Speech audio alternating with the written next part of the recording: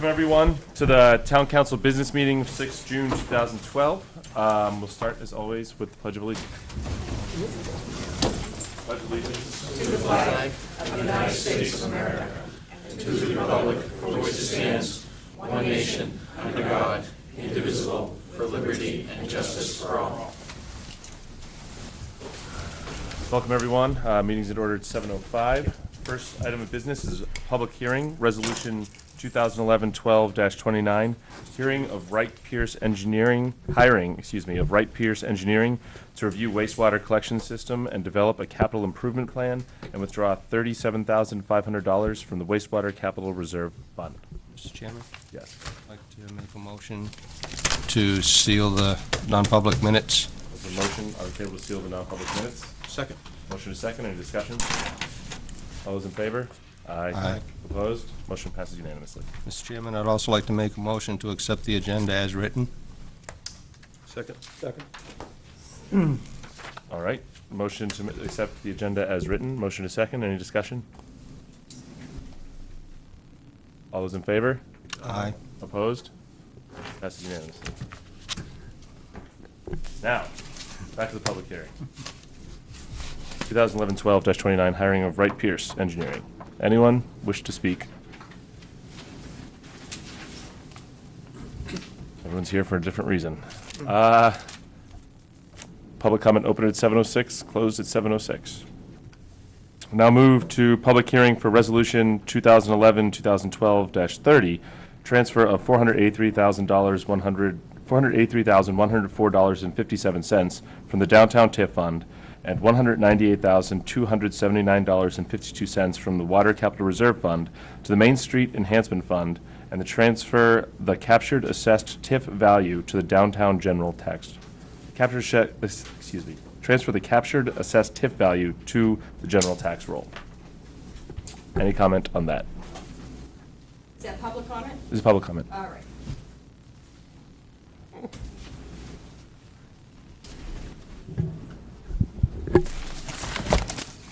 Roseanne Quox, 332 Wally Falls Road in Newmarket. I asked for a right to know this past week, and I got some information regarding the downtown TIF. In particular, the purchases of the Riverdale, known as the Riverdale gas station, and the Eagles. And I noticed tonight, if you add the two numbers you're asking for in this resolution, it comes to, is it $682,000? And change, yes. And change, okay. Now, if you add up the 369 for the Eagles and the 325 for the Riverdale, back out the 11,000 and change for legal fees, comes to 682,000 and change. And in reading through the deeds, there's a quitclaim deed or a purchase and seal regarding the Eagles, for instance, with NCDC. And it's stated in that communication, if you bear with me for 1 minute, I have so many papers here. I was going to get ready, but in that communication, it stated that the money would be purchased, the properties would be purchased, and this is dated May 1st, 07. NCDC, the town, and the Eagles signed off on this. And it stated, the NCDC itself does not have adequate reserve funds to purchase the property under the terms, so forth and so on. Whereas the NCDC agrees that any purchase developer of the mills will be required to purchase the Eagles property as an integral part of the mill property and will pay for the Eagles property no less than $369,000, which shall be paid to the town by the NCDC at the time of the purchase for return to the TIF funds of the cost of the purchase.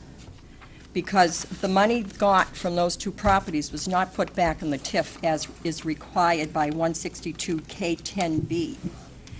Any excess funds garnished through a TIF is supposed to be used to pay down bonds and other expenses. if there is anything left over, then it can go into the general fund. And if you want to spend it out of the general fund, I believe under 35-1, you have to have an appropriation to do that. What happened here is the money just went into the general fund, and it did not go back to pay back the downtown TIF. And it just seems very strange to me that the money we're looking for to close out the downtown TIF portion is the same dollar amount that was not returned to the downtown TIF with funds used to buy those two properties that was not returned to the TIF. And I just feel that before we get to making any decisions tonight, that everything, I mean, I got some information, and as you can see, I mean, I could probably talk to you for another half hour with everything I have here. There were actually, there were emails going back and forth with Frank Byron and Don Parnell regarding what to do with the funds, because the property was bought in June 27th, but it wasn't, it was July 1st, I think. It was after June 27th, but the deeds were dated June 27th. So Don Parnell and Frank Byron, who was the town, don't need that, the town auditor, said that you could do certain things with that money. If you just bear with me for one more minute, and I can find my emails, that would be great. Yeah, if you could do that, because we have a lot of people, I think, that want to Okay. talk, so we're trying to make. But it's just, and we got a total of $985,000. That was the transfer amounts we got. And I don't know, there were 3 properties sold to the mills for a total of $985,000. Now, I don't know if all TIF monies was used to buy all the properties, but I do know that at least those 2 properties, the Eagles and Riverdale, TIF monies were used to buy. And Mr. Byron, and they actually refer to 35-1, RSA 35-1, which states how you can put money into the reserve fund. It was done in 2010, I think it was Article 5. And 35-1 is in the article language, and that's the only way the town can expend that money. We put so much money aside to close the TIF, to pay the bond off. But I don't believe there's been any other votes. Was there a vote by the council in 2011 to declare monies in the TIF excess captured assessed value, or a vote to transfer excess funds out of the downtown TIF? I don't believe that happened. Were TIF funds used to purchase all of the properties that were transferred by the town to Newmarket Mills? What amount of downtown TIF funds were used for those purchases? Was there a town council vote that authorized the $985,000 in revenue received by the town from the sale of the property to Newmarket Mills to be placed in the general fund rather back into the downtown TIF? And I just hope that everyone up here listens to this and understands that there's a lot of discrepancies with this downtown TIF. And before you go ahead and muddy the waters even more by passing this resolution tonight, that you take time and go through this, go through 162K10 regarding TIF districts. That's the state RSA, and I went through all my books. There was nothing done, I don't believe, in 2010 that would appropriate money to be used, to be transferred into the general fund from the TIF. Okay. It's very muddy, so please reconsider your vote on this tonight. Thank you, Roseanne. Thank you. Any other public comment?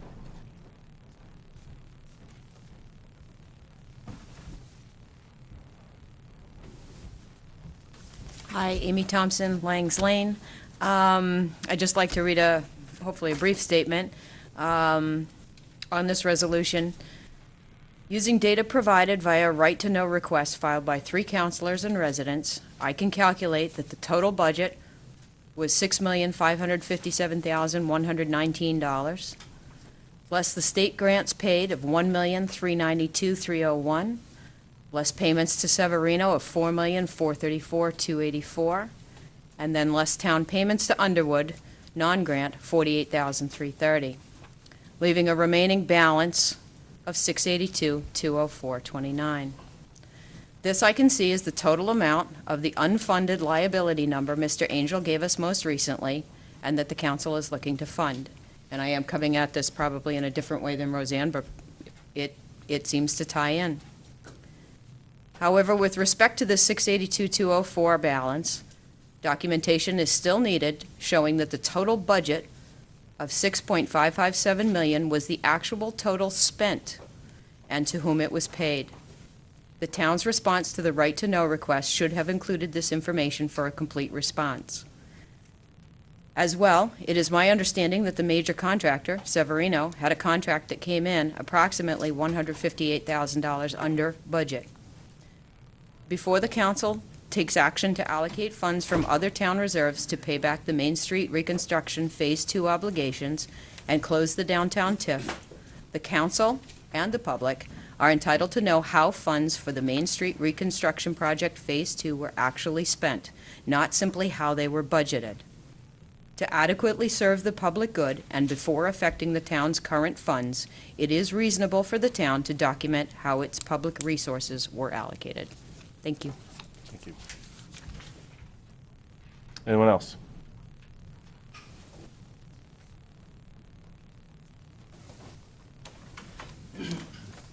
Hi, Leo Fillion, 3 Lafayette Avenue. I've been hearing comments basically from the councilors that they seem it's appropriate to use water revenues for water construction down at downtown TIF. I'm just wondering, are they going to have the same setup if Black Bear TIF, if there's a lot of water and sewer work that has to be done in the Black Bear TIF, are they going to use water revenues for expansion and construction of the Black Bear TIF like they did on the downtown TIF? It's a fair question, Mr. Fillion, but we're having, this is on this, not the Black Bear TIF, and we actually have someone No, talking I about know, Black I'm Bear just TIF saying, later. whether the appropriateness of using water revenues for TIF construction is, when this was back, way back, it was all the infrastructure cost was going to be done by the TIF costs, and now it seems the shortage or whatever, they need money, and they're saying, well, let's use water revenues to pay for it, and that was not the intention way back. Now you're saying, oh, we'll use some water revenues to pay for downtown TIF water construction. Are we setting a precedent? We're going to use water revenues for Black Bear TIF water construction and sewer construction too? Thank you. But yeah, I will say that the 2007 and 2008 council, both in resolutions, passed that water revenue was going to go to this project. Any other comments? I found that one email, 1 minute. Let's just see if anyone else has comments. Any other comments? Someone comment after, Rosie? Or you close the comments? I just want to make sure everyone has a fair chance before someone gets twice. Okay. Yeah, what I had stated earlier about the vote, was there a vote in 2011 before or after regarding the excess funds? If you look at the emails back and forth July 5th with, between Ed, Don Parnell, and Frank Byron, Frank okayed the recording of the revenue in June. This is from Don to Ed. I think that we should record this to the general fund directly, since we are going to close out the TIF anyway. I can, however, record it to the TIF and then sweep it out. Frank does not seem to have an objection to recording it directly. Is that what you want to do? Please advise Dawn. But what I have a concern with is that from Frank to Dawn, sale of property, Dawn asked, I have not yet seen the town's vote to transfer excess funds. There has to be a vote by the town to do that. And he's discussing the sale of the property from the downtown. However, your posting seems okay based upon the vote. So we have the town auditor, Frank Byron, telling the finance director that it's okay to do this if they had a town vote, which I do not believe they had. The property was part of the downtown TIF district, but since the town voted to transfer excess funds out of the TIF, I am thinking that we should record the sale as property for the general fund, Otherwise, it will go in and out of the TIF at the same time. But I think you should check to make sure there was a vote to transfer the excess funds before you do anything tonight. Thank you, Rosa. All right, I thought you gave your turn to her. Momentarily.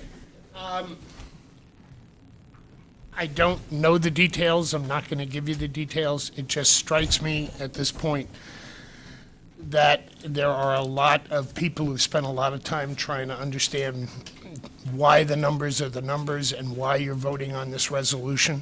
There seems to be an enormous amount of confusion. I've watched over the last month and a half a number of votes being brought up at the meeting, not before, to be voted on, which strikes me as nobody's really prepared for it. And I'm looking at all 7, 8 of you saying, how can you possibly vote to do actions when there is so much questions, even on your own, about how the numbers are the numbers?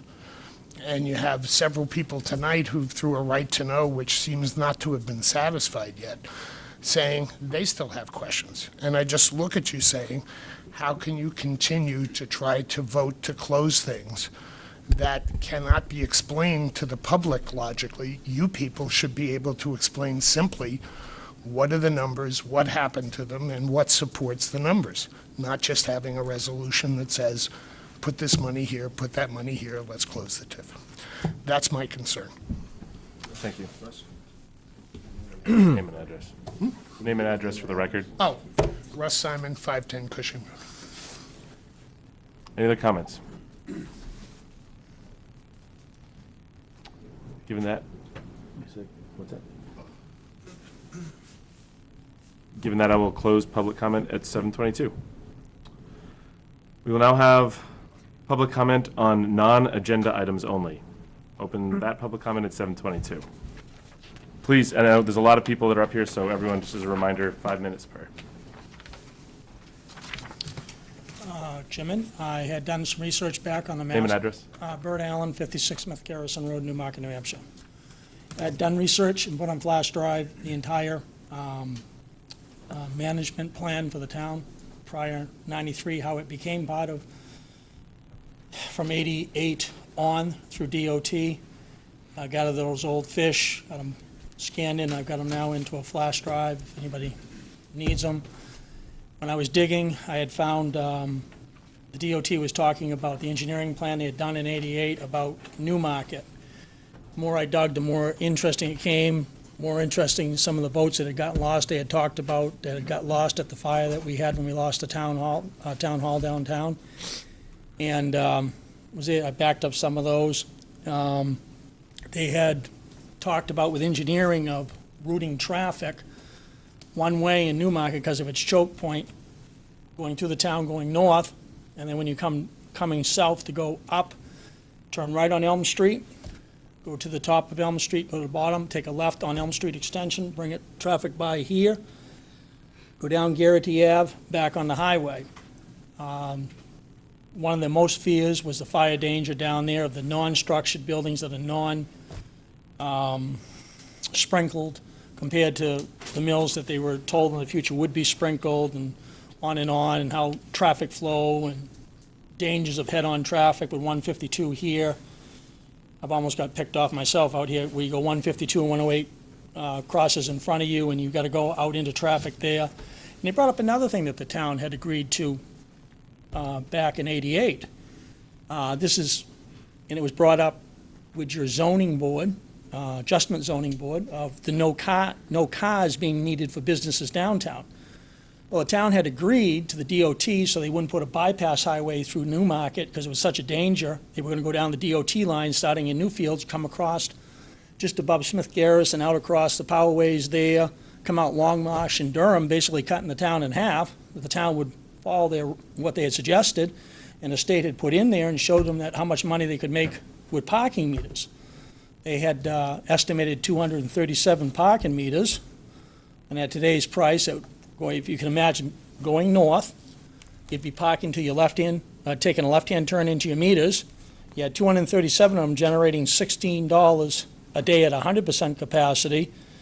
We wouldn't get much more than 50% capacity per day. That came out to, right now, because we don't have the business to support that many parking spaces, $3,360 per day, or $100,800 a month, for a year was $1,209,600. Because we didn't one-way our roads. Either way, the problem's still there. It has a full project of how many accidents would be, how many deaths. I mean, it tells you why that law went into effect, why you were able to issue for behind the church, no parking for that. They don't even need parking, is because when the rule came in with ZBA, Zoning Board of Adjustment, it was agreed that parking would be downtown, so there'd be no argument for parking, because there'd be plenty of parking all the way up. My thought on the matter is all the rest of the towns on the seacoast makes a lot of their structural money that they need to slosh in their accounts through parking. It goes directly into the general fund. It was a vote prior to 1993 when you adopted the Charter Plan 94 there, which means it specified general fund. It's a grandfathered law. On the worst case, at 50% capacity, you're a little over 600,000. Yeah, 604,800. Only at 50%. Doesn't mean it can't grow because you get other business in there, realize they have more parking space. Town's generating money. That's a cash flow, daily cash flow. $3,000 a day is nothing to sneeze about at 50% capacity. Takes down the hazards, takes down the flash fire that they're worried about, building to building jump. Everything is in there. I put a flash drive together for you guys. I didn't know how to email it to you, so you guys had all the things. I didn't have the money for all the plans. Our emails are on the website, so if you want to email. It wouldn't take it. The capacity's too big. It's 8 gigs. Okay. Well, maybe you could talk to the administrator about how to get us copies of that. Thank you. All right. Thank you. Any other public comment? Sir. Buzz Dieterle, Smith Garrison. With regards to the presentation the gentleman just made, I was on some board back then. I don't remember which one. I think it was Selectmen or Council. I'm not sure of the exact dates. We were not very thrilled about bypassing downtown with a loop circle, and as I remember, it died real fast. With regards to parking, Portsmouth is using their parking fees to justify building another parking garage. Dover is looking at their parking fees to eventually justify building a long-term parking garage. I think you'd be hard-pressed in the seacoast, at least, to find cities and towns that are using their meters to feed their general funds. My guess is that if they were doing that in Dover, they'd have a bit of a more outcry than they already have. I mean, their only living justification in Dover is that they will be able to build a parking garage with it. Other than that, I don't think it would fly at all there, and I think Portsmouth is pretty much the same way. Thank you. Any other comments?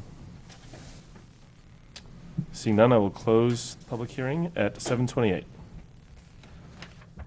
Next agenda item is approval of minutes, starting with the May 16th meeting. I will entertain a motion. Councilor LaBranch. Make a motion to accept the May 16th, 2012 workshop minutes. Second. Motion is second. Any discussion?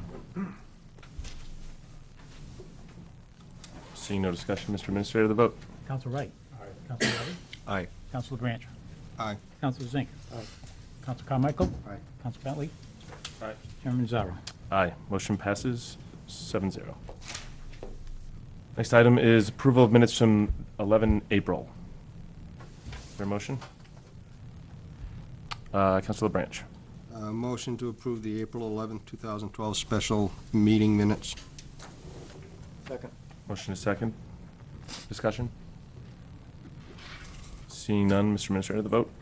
Council Wright. Aye. Council Levy. Aye. Council LaBranch. Aye. Council Zink. Council Carmichael. Aye. Council Bentley. Aye. Chairman Zarro. Aye. Councilor Wright, were you at that meeting? Was that the one that you missed? Sorry about that. I'll stay in that. Can you change his vote? He was here in spirit. Yeah. Always in Motion passes 6-0 with one abstention. Next item is the Town Administrator report. The one thing that I have to report is that in the coming week, we will begin sending out letters to residents in the town who have impact fee funds that will be returned back to them. We have established through the finance office an account with TD Bank to be able to track not only the dollars that were put in, but the interest rate. We now have a program on board that will allow us to see on a monthly basis what will be coming up if it's not spent, and we'll be sending out letters. The individuals that will be receiving the letters will be required to send back to the town a form because the funds that they'll be receiving is counted as a revenue, and at the end of the year we need to give them a 1099 miscellaneous report. But that'll be going out in the next week. So They can drop it off as well, right? they can drop it off or they can mail it back, Okay, whichever works for them. thank you. Any questions from the administrator? No. That's right. How much of a return impact fees? I don't have the figure at the top of my head at the present time. Maybe Matt might. 166,000. 166,000. Any other comments, questions? Seeing none, thank you, Mr. Administrator. First item on the agenda, Don Jutton will give an overview of development and finance plan for the Black Bear TIF. Councilor Zink has done a lot of work with Mr. Jutton on the efficiency committee, so I think it's fair for you to maybe give a little background on Mr. Jutton before he. I guess Don and I first met about a year or so ago when the council agreed to investigate the opportunities for identifying efficiencies within our government. We joined with the school. We each threw some money in a pot to hire MRI, which Don Jutton is president of. So some of you that have been working on the efficiency committee have been hearing his name. He's been to some of our meetings, and hopefully he's going to lead us on our challenge to accomplish some efficiency objectives, beginning with a meeting actually next Tuesday, I believe. I think that's where it's scheduled. He's also here tonight to talk about the Black Bear TIF, and I just think it's important that we separate those two issues. Our primary collaboration with MRI has been on efficiencies. This is a separate project that we're working on with him. Yeah. So, I was asked by the town manager to take a look at the documents and the history associated with the Black Bear TIF to try and sort out, I guess, the veracity or the legitimacy of the TIF. To point out that I've authored about 12 TIFs in the state over the last 10 years. And probably Jack Dugan in Keene is probably the other individual who's done more.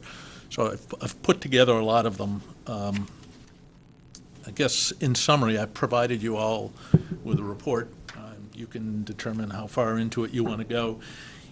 In essence, it looks to me as if this TIF district, or the attempt to put this TIF district together, was done in a hurry in response to addressing a potential opportunity to bring a business into the community. And there was, in my view, insufficient attention paid to detail, such that I'd question the validity of the district. I've talked with your attorney, and he legitimately points out, he's the lawyer in this, not me, and he legitimately points out that a district was created by vote of the council. I question the validity of it. I suggest that it was at best poorly done. There are substantial pieces missing from those elements that are required by statute. I've never seen one that essentially there are two critical pieces to a TIF district. There's the development plan and the financing plan. The action or the ordinance that adopted the district essentially required that an undesignated administrator and an undesignated board of advisors would be established, and then that administrator would create the district in compliance with the statute. In my view, highly irregular. The ones I've dealt with have never required that, or have never been adopted without a plan in place. Again, perhaps it's legal. I'm not the lawyer in this, but from my perspective, it flies in the face of the intent of the statute, at least, in terms of the community being made aware of the purpose of the district, what was intended to be accomplished, what was going to be done, and who was going to pay for it. And none of that is clear in here. There was a bond approved, again, without what I would consider an adequate plan. But the long and the short of it is that it is a mess. I went as far as it seemed reasonable to go to come to that conclusion. I could spend a whole lot more time digging back through records, but I'm not sure it serves any purpose. The long and the short of it, in my view, is you should direct council to take whatever action is necessary to dissolve the district. You've collected close to $500,000, in my view, inappropriately in tax increment. I think that should be revert to the general fund, simply because that's where it would have gone if you wouldn't have had a TIF district. I think you should be pleased that nothing of consequence has happened which ties your hands in that regard. I think that it could be disastrous if someone had gone ahead and done something of consequence relying upon the representation that a district was there. And I think, frankly, one of the issues is that it doesn't appear that anybody then understood, and I'm not sure anybody now understands, that a TIF district is nothing more than a financing vehicle. It's nothing else. It doesn't impact the underlying zoning. It doesn't grant anybody any rights or any authority, and it doesn't create any new revenue. It's not found money. It is essentially what happens is at the time the district is created, you freeze the assessed valuation in the district, and then any increased value, the taxes generated by that are captured for the specified purpose in the district. And so there, in kind of the conversations that I've seen in the minutes, in some conversations I've had here with Ed, it appears to me that some folks at least think that somehow there's a regulatory element to this, and there is not. And so making it go away doesn't do anything to dampen economic development activity in the community. And if and when there is a need for this, you can do it right, and a lot of issues and questions would go away. I question the ability to actually get someone to sign on board. Your bond authorization required a guarantor. And I've worked with developers on similar kinds of projects, and I'd be hard-pressed to recommend to a developer that they guarantee something as squirrely as this. And I'm not sure, even if they did, whether at the end of the day you could get the bonds underwritten. Just too many questions about what was supposed to have done versus what was supposed to have been done versus what was done, who authorized what, who was responsible for what. So in my view, I don't need to take up a whole lot of time. I'm happy to walk through this if you'd like, but the way I critiqued this was to go back through information that I was provided at Town Hall back to the beginning of the district, look at those things that purportedly were the documents that established it. I then critiqued it against a typical table of contents that we include in a TIF district that we develop. And we've indicated which of those things are statutorily required and which of those things we think are just good practice in terms of making sure that before you adopt the district, you have an opportunity to do an appropriate cost-benefit analysis. Questions? Vice Chair Bentley. Two questions. One, well, comment. Thanks for coming in and doing the work for us. You said you believe some of the, or all of the money was brought in improperly and that it should go to the general fund. Are we going to hear that other people say, well, it should go back to the people that it was taxed from? Again, that's one of the misconceptions. All it was legitimately paid property tax. The taxes were due and payable to the community because a TIF district was established.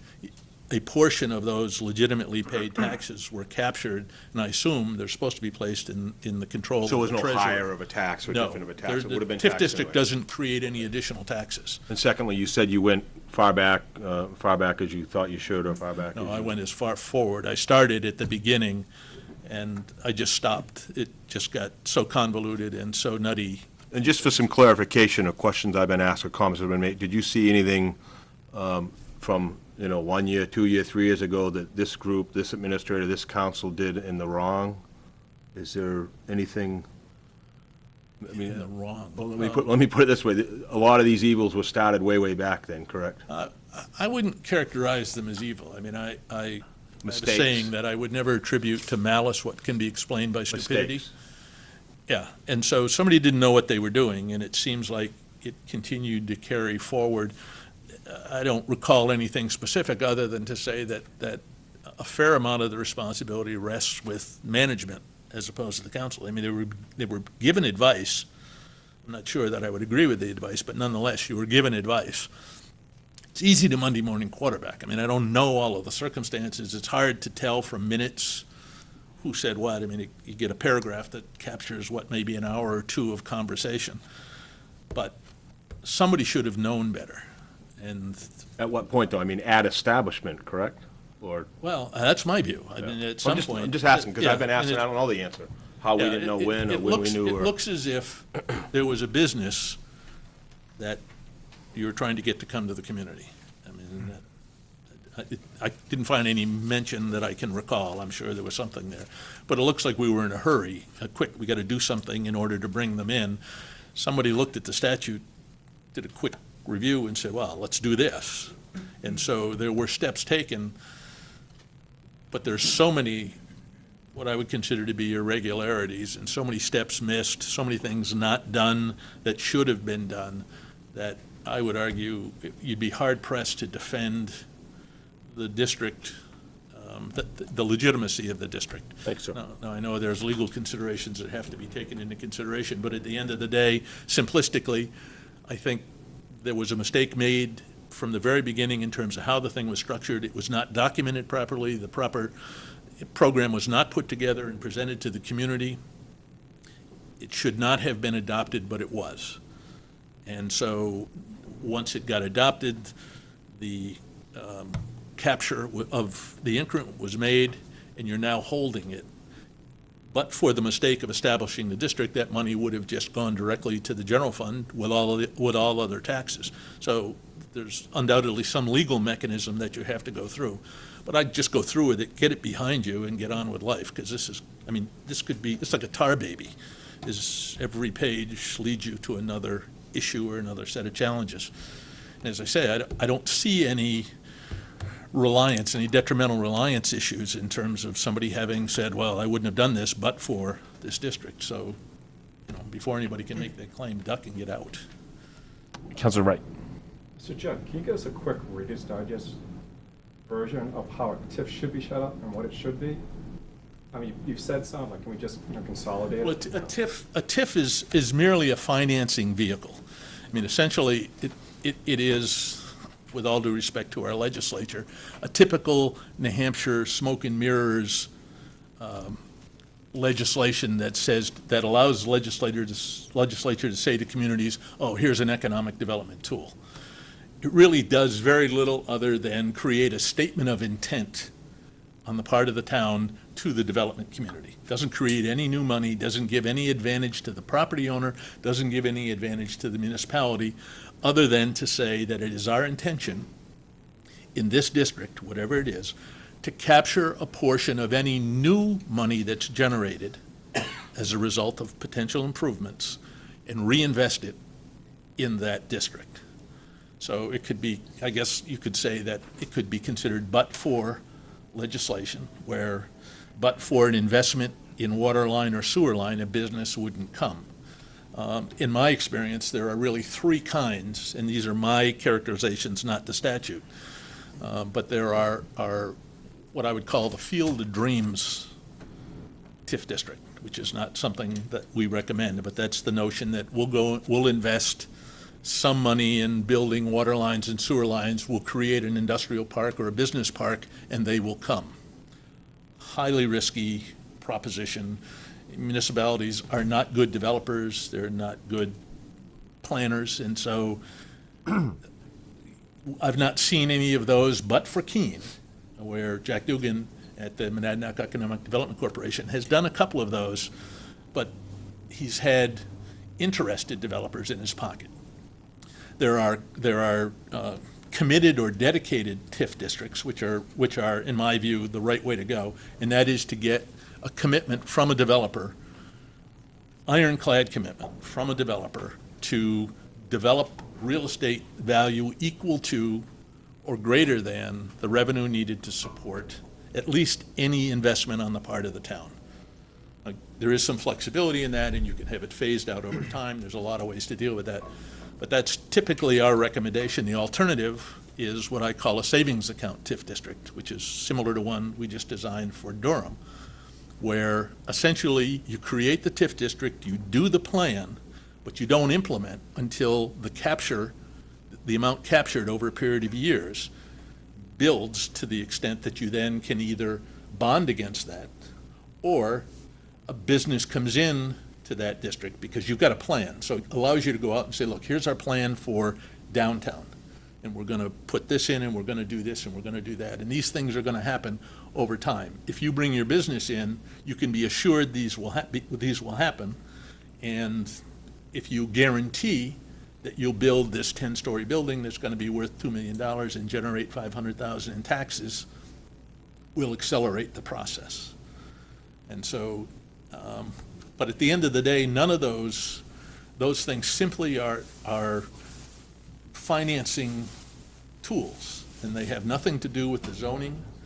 They have nothing to do with any extra extraction that you might take out of the buildings. There are vehicles in the statute for special assessment districts and those kinds of things, but it's not necessarily within a TIF district. Can be, but doesn't have to be. Councilor Levy. Just a few comments. I think the report was very well done and thorough. Thanks. We had sort of had the same opinion a few weeks ago with previous commission of DRA. Your point on smoke and mirrors, you know, one of the issues that I've had is, and it does have, I think, more consequences than what you sort of intimated, it does divert money that would otherwise go to the general fund. So for example, in Newmarket, over the last 14 years, we have been diverting money that has gone into the Black Bear TIF, as well as purchasing, you know, one of the questions was consequences of this, okay? They bought several pieces of property with using general fund money in conjunction with TIF money, and all that would have otherwise, by the way, at the height of the real estate bubble, and that money would have otherwise gone to the general fund. So that's just a personal take on consequences, because it does divert money that would otherwise buy down the tax rate. That's just my opinion. And if there's a good idea, you know, for a development, there's nothing precluding a development from happening. As far as answering the question that was asked by Council Bentley, in no particular order, there was no real plan and there was no timeline annotated. Obviously, there was general fund money used. For years, there was never any financials, you know, synopsizing what the plan was and what they were going to spend money on.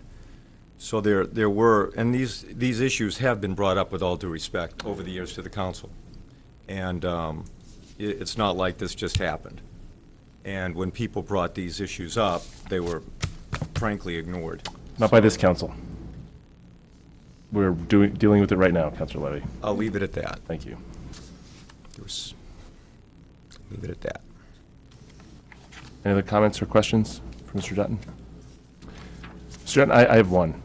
You made a comment that in some ways, having the way it is currently set up would disincentivize a developer from coming in because they wouldn't want to sign up into a TIF district, to move into a TIF district where it was not properly set up.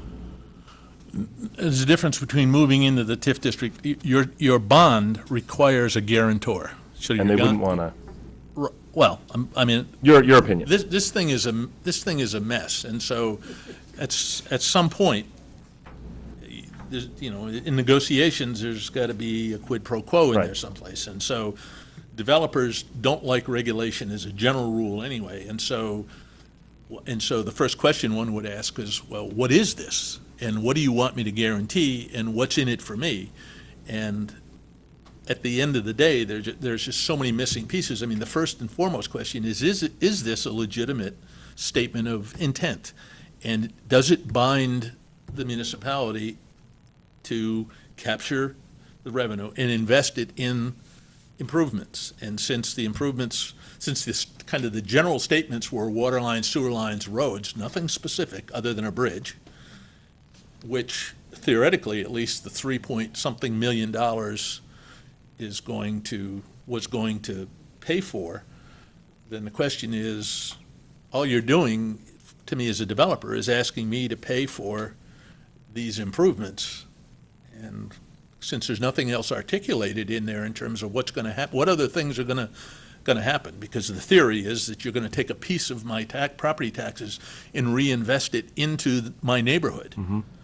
And so I would say that because you can't say with any degree of certainty this is sustainable, why would he want to guarantee those, or why would any group want to guarantee those bonds? I would think they would want to simply have you go back and say, look, let's change the name to Fred's TIF district and redesign the boundaries, and let's make sure that our I's are dotted and our T's are crossed, especially given the fact, I mean, I don't know that you could get these bonds issued under any circumstances. So closing this TIF district, the Black Bear TIF district, actually in the long run would be better for development. Won't be any worse. I mean, I'm not, I probably shouldn't comment. So Okay. I don't think it'll make it any worse. Okay, thank you. Councilor LaBranch. Don, just a question. You mentioned returning the captured revenues to the general fund. Is that a simple task? Or does it involve different approvals, different steps to be taken to do that? I guess from my perspective, I'd love to say, okay, we're going to return this by the end of this fiscal year, June 30th. But I just get the feel that it's not that simple. Well, with all due respects to lawyers, there's nothing simple in the legal world. I don't think there's any precedent in the state. So I don't know that anybody can answer that question with absolute certainty. I'm not aware of any TIF district that's been mishandled from the get-go and has captured money anyway, and it has to be put back. I'm sure there are some things that have to happen, but I can't imagine that it is earth-shaking kind of stuff. But there would be a process to follow. It's not like we can just take a vote of the council this evening and say, we want to return this to the general fund. Yeah, but again, I mean, is your lawyer here? Yes, stand back. Here's your lawyer. There you go. I mean, I don't know the answer to the question. I'd be happy to answer it if you want me to follow after. Good. Any counselor have an issue with that? Justin, good one. Now or next week. Let's just do this. Please don't disagree. Thank you, Mr. Chairman. Justin Richardson with Upton and Hatfield Town Council. If I understand your question, it was essentially what has to happen if this council decides to move forward to essentially get rid of the district or get rid of it and start over. And I think the way to walk through it is to start with, there's really 4 votes that are related to a TIF district. they can be combined with other votes, or they can be combined into multiple steps, or they can be separate. And there's also typically a vote to issue bonds, which itself is by the legislative body and can include some of the elements of the four separate votes. So let me just walk through what those are, and then it will answer the question of what do you have to do, what are the approvals that are necessary. So the first one that I've reviewed, which is the ordinance adopted by the town council to essentially adopt the statute. And that's, like when you adopt the authority to let this council sell town property. I mean, that's the typical thing that a municipality will do. So you vote to adopt the provisions of RSA 162K, and that was done, and I haven't read all of the minutes, but I didn't see anything unusual there. The second vote is the vote to establish the district, and that is to say, now that we have opted to use this or make this finance mechanism available to the town, we're going to pick a location where it's going to be. And that aspect of the town's vote is generally in order. I could quibble with some minor details, but the district was essentially established correctly as a district, so it's been validly set up.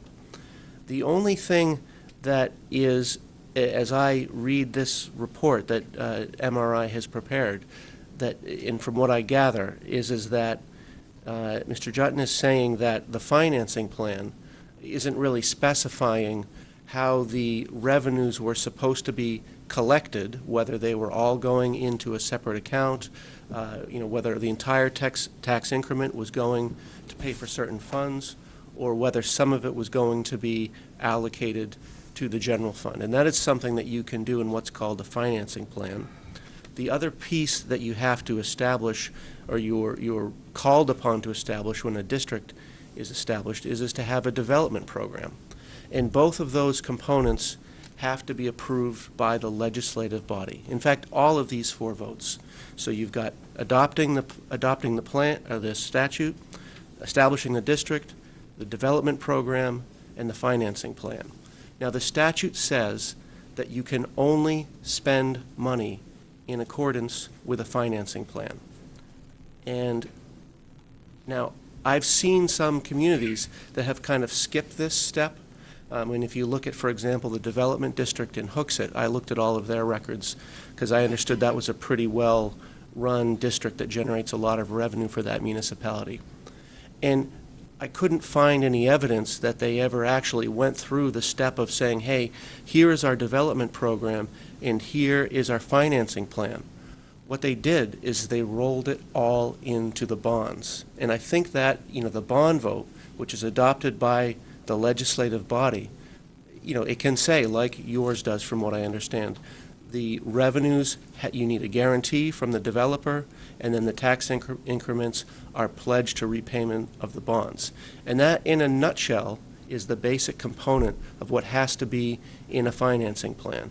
There are some other details that are in the statute. So you have a problem here, which I think Mr. Jutton has articulated, that your financing plan doesn't have a lot of the details that he would like to see.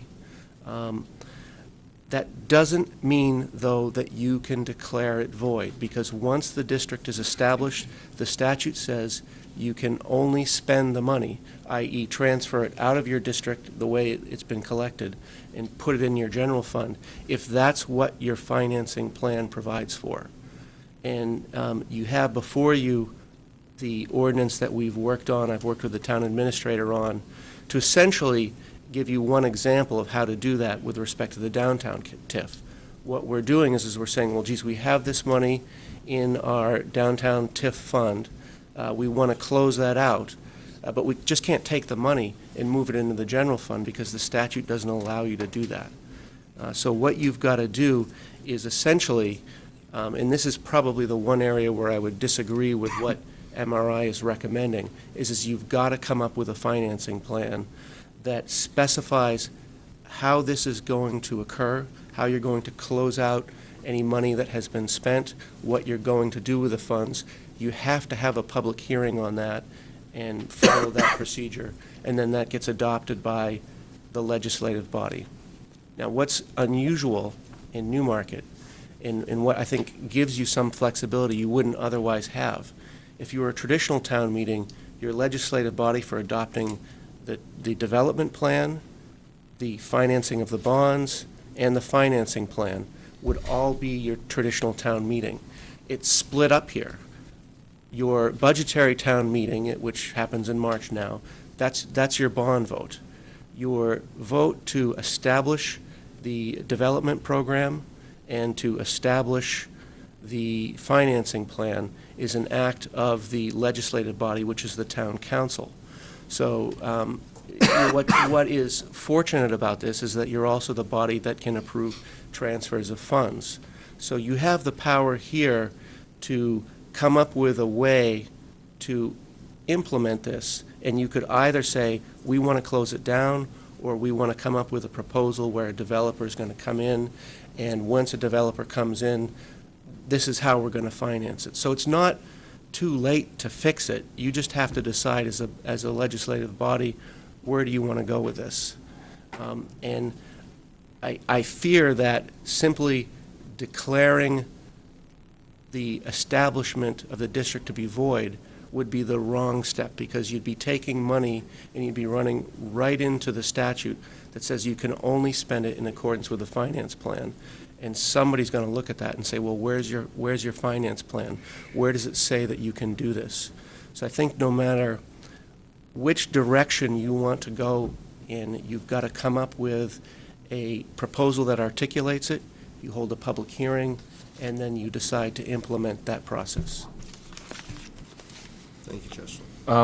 Councilor Levy, you had your light on first, but it was when Mr. Jutton was up there. Do you have a question for Mr. Jutton, or do you have a question for? I can roll it into one.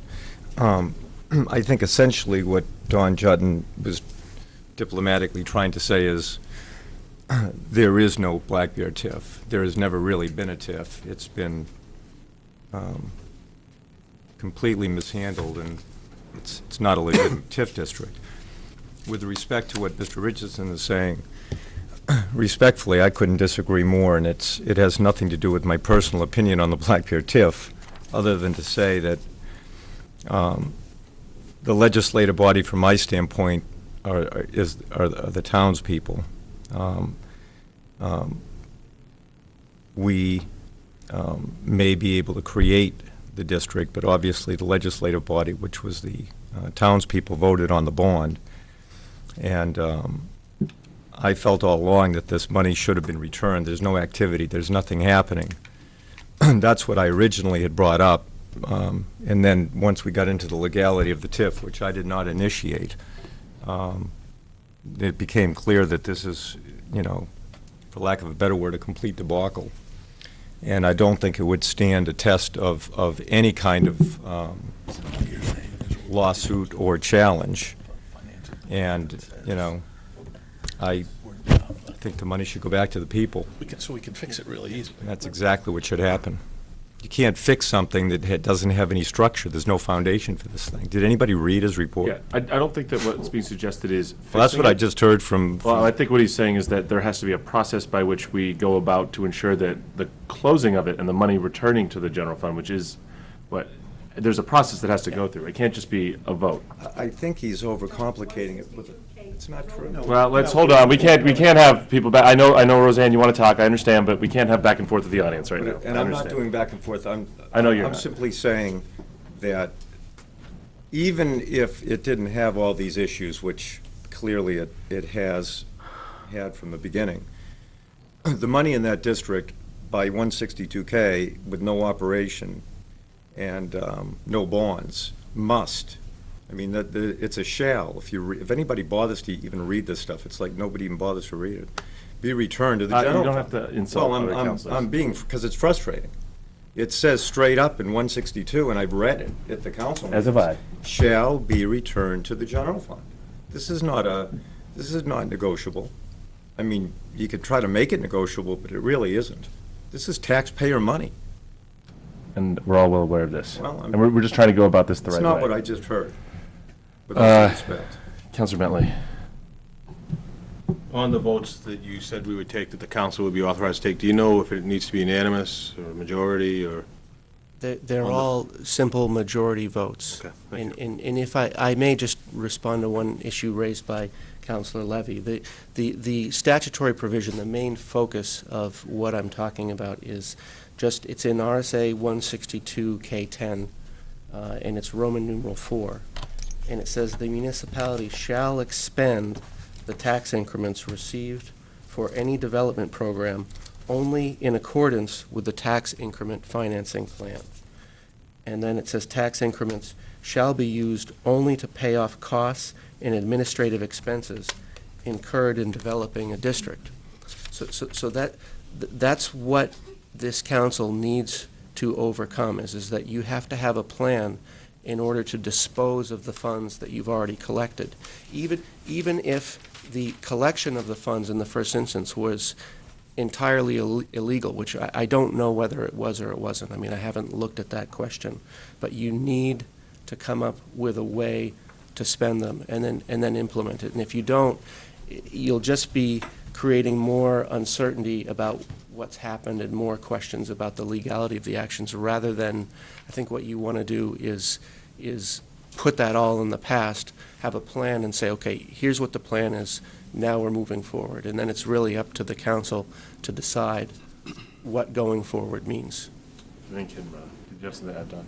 Yeah, let me just add that I believe that it should be very simple to create a financing plan that essentially says our plan is to no longer have a district, and our financing plan is to have the funds revert to the general fund. You can call a public hearing, get citizen input. At the end of the citizen input, close the public hearing, have the vote, the money's gone back. Thank you. Right?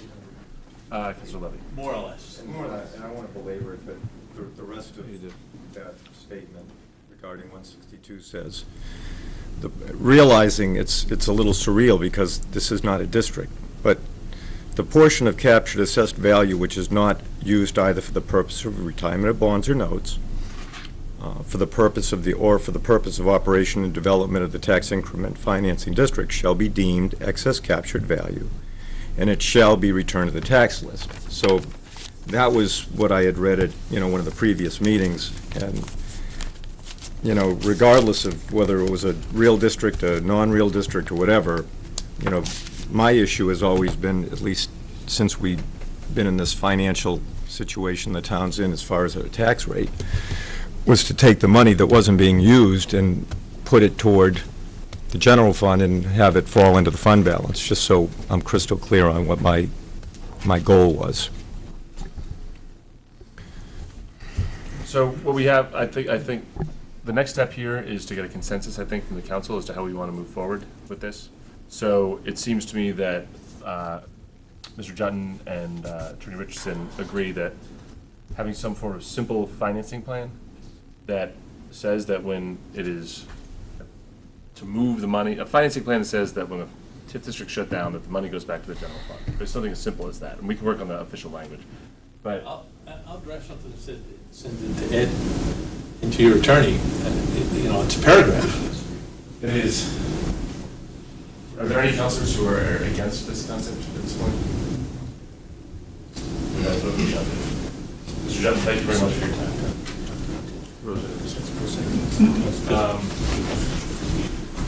I really would love to, but we can't keep having back and forth. But this has been my baby for 4 years. I am the one that brought this forth from the town council over 4 years ago. Please, thank you. Oh, thank you, Mr. Jutton. Okay. The general fund before I pass away. That's the best line of the night. That was it. Okay. That was a classic. You may be on life support. Okay. One of the votes that Mr. Richardson referred to was a vote by the legislative body. The legislative body are the voters of the town. According to RSA 162K, the governing body is the town council. I don't know if we even had a vote to do that. He also referred to 162K. Which part? what you just said. The legislative body is this governing body. We're an SB2 town, so the budgetary Well, legislature. it's not so much it's an SB2 town. It's the charter of this community says that the town council is the legislative body. The authority given to town meeting is to adopt the budget, period. It says that in the charter. That's what it says, Do we Council. have the authority to be more stringent than the RSA stating, because 162K2 does state the difference between a governing body and a legislative body. And the legislative body is the voters. Which paragraph? It is section 162K2, 5, governing body, and then 6 is legislative body. And according to 162K, So, legislative. Rosie, let me, in the interest of time. Okay, Are you- just quickly, 160, he referred to the money can only be spent, 162K10, Roman numeral 4, shall expend the tax increments received for any development only in accordance with the tax increments finance plan, which we never had. And it shall only be used to pay off costs and administrative expenses incurred in developing the interest. I agree totally. So now if you go back to 162K10, Roman numeral 2B, that refers to that, and it says the portion of the captured assets not used either for the purpose of retirement of the bonds I just read. or the operation and development of the tax increments district shall be deemed excess captured value, and excess captured assets value shall be returned to the tax base. So if you just quote that in whatever resolution, it's a done deal. So, I just want to say, I think everyone here agrees on what the end state wants to be, we want it to be.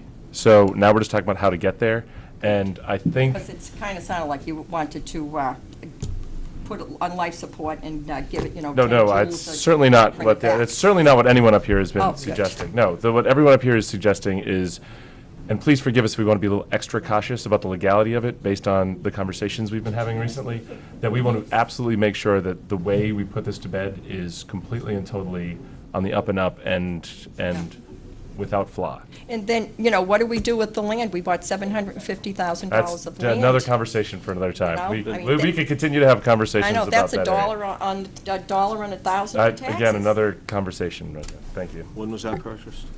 Don't Chair. Mr. Jutton, thank you very much for your time. Attorney Richardson, thank you as well. Appreciate it. What's the timeline, We Phil, hope on you will this? do as good a job with the efficiency yeah, we can committee, talk Mr. about Judge. We hope you will do as good a job with the efficiency. Be nice if we could. I'd like to see it next meeting. Dawn, just before, I just, one last question, since we're closing this up, as far as the conversation. If we could possibly do this for the timeline to get it into this year's surplus and hopefully into the fund balance, it would be, from my standpoint, yeah, it's June 30th. August 30th. Isn't it August? No, 30th? June 30th. Well, I know our fiscal year, Right. but for the purposes of our tax. when is the Assessed end of value, February? we could do it. You can't meet the statutory timelines for posting your hearing. September 1st. If I do it tonight and send it tomorrow, you can't get it posted in time. Yeah, we have the fiscal year, but then our assessed value, the issue is September 1st, which is when the tax rate is set, not June 30th. June 30th is when our books are closed. So, well, wait, just so, I just want to understand, can you explain what you just said, so everybody's Our clear? taxes are set on the assessed value on 1 September. Yeah, I know. It's the, Your accountant's at hold on a second here, let's, Hold on, just, the tax Guys, just rate wait. is set on the assessed value on September 1st. okay. So we have, paperwork is filed when with the paperwork is filed with DRA on September 1st. Okay, so we have time It to is get- not as though we are rushing against the Okay. clock because the Well, fiscal year that's ends. what I Now, wanted to know. personally, I want to get this thing put to bed and be done with it so we can stop talking about it and we can move forward as a town. But the point is, if we have, once it's returned, it will, what I'm really getting at is, will it be reflected in next year's taxes? That's what I'm trying to get at.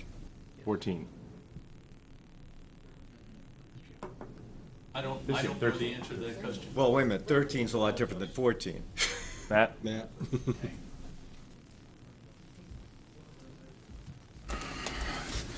Matt Angel, Acting Finance Director.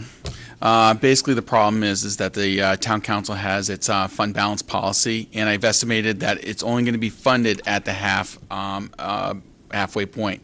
If the money were brought into the general fund, it would only bring the fund balance up to the minimum amount in the fund balance policy.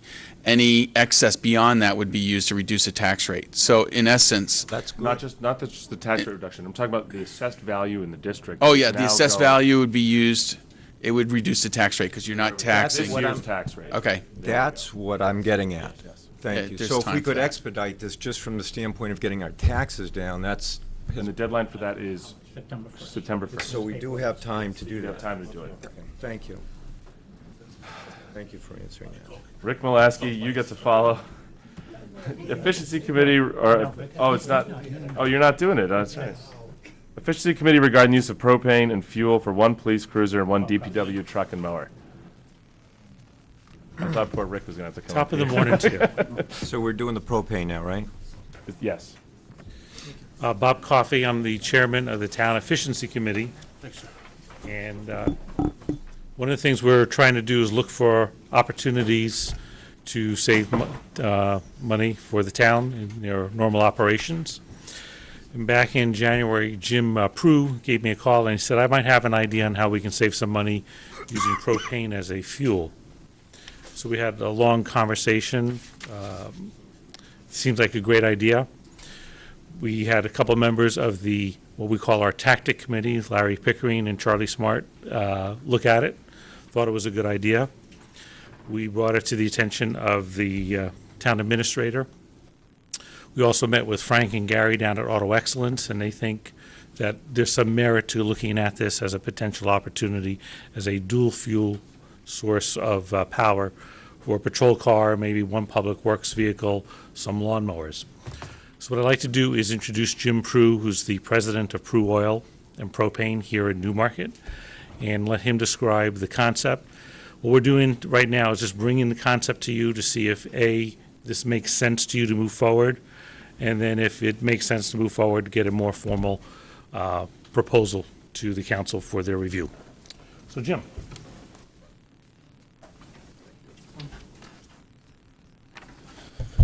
Thank you very much.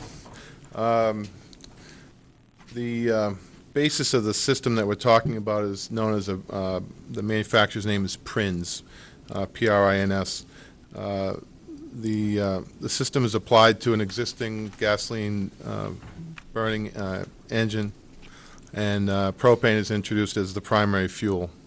It has the characteristics of having dual fuel, which means it can run on either gasoline or propane. And in fact, the system on a cold start would start on gasoline. That when the engine temperature got to 135 degrees, it switches over to propane.